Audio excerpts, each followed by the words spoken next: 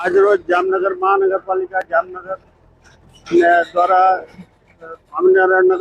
Swaminarayan નગરથી dream city થઈને નવાગામ ખેડમાંથી પ્રસાર થતી 12 મીટરના ડીપી રોડ જે છે અને એનામાં જે દબાણ છે એ દબાણ દૂર કરવાની કાર્યવાહી અત્યારે ચાલુ જ છે અને એ રોડની લંબાઈ 3.5 કિલોમીટર જેટલી છે અને એનો જે ટોટલ એરિયા છે એ 48,000 ચોરસ મીટરથી વધારે આવે છે અને ટોટલ આમાં 331 જેવી મિલકતો આવે છે. 331 મિલકતમાંથી 291 મિલકત જે છે એ રહેણાંક મિલકત છે અને 40 મિલકત છે એ કોમર્શિયલ મિલકત છે.